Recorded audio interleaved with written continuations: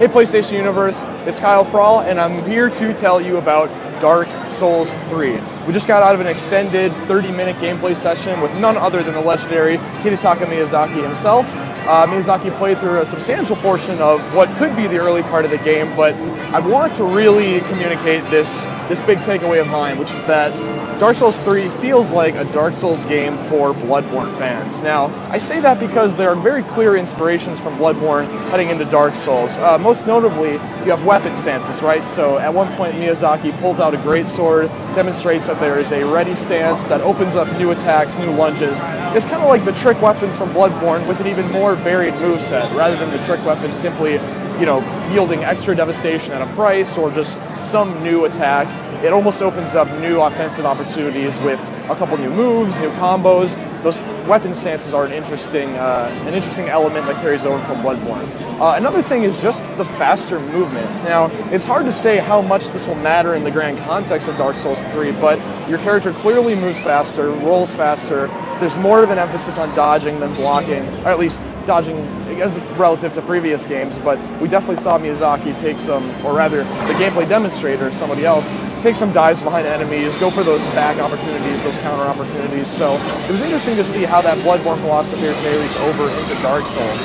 The demo was dialed down in difficulty. We were told that from the start, so we only saw one death. That was probably a scripted thing, so we could go to a different part of the demo. But another thing that you can really look forward to in Dark Souls 3 would be a bigger world space. They really harped on this theme of withering beauty, and that's a quote from their presentation. But withering beauty kind of filters to all elements of the world. It's a massive play space. You've got everything from ruined trees with fossilized corpses sort of hanging from them, a haunting orange sunset and orange glow that kind of sets over this whole massive castle, massive landscape we were seeing. The withered beauty definitely did take full effect there. As the demo progressed, we saw a few different enemy types, some wolf-type enemies, these skeletal dogs, some standard soldiers, some tall, bulky knights, which seem to take the place of hunters from Bloodborne. So again, there's clear inspirations moving into Dark Souls 3. Now, why exactly that's the case, we're not sure. I think Bloodborne's combat was revered, critically acclaimed by basically everybody, so it's something to look forward to if you're a Bloodborne fan who's never really touched a Souls game, never really resonated with that series. I walked away from the presentation completely Souls on Dark Souls 3, and I haven't played any of them, so that's something, having come off of Bloodborne and as much time as I put into that game. We did get a glimpse at a really spectacular boss fight toward the end, and it's really showcasing just how creative From Software continues to be with enemy design, with level design. I don't want to spoil too much of it, but oh, it was just so cool. She was called the Dancer of Frigid Alley. She wielded two swords, a scimitar that was on fire. You're in a cathedral. She's swiping at you, doing spin moves. The cathedral around you is lighting on fire as she touches the ground. And again, dodging was central to that boss fight, perhaps more so than it's been in Souls games of the past. I did walk away, though, with a couple hang-ups. For me, there's one aspect where one of the things we love about the Souls games, and Bloodborne in particular, is how much player interpretation comes into the narrative and how much you're supposed to piece together the clues, read item descriptions, do the kind of thing that build a world. Here in Dark Souls 3, you've got what are just called graves scattered throughout the world, hidden in little locations. You can light those graves on fire and get a little narrative snippet that helps explain the world.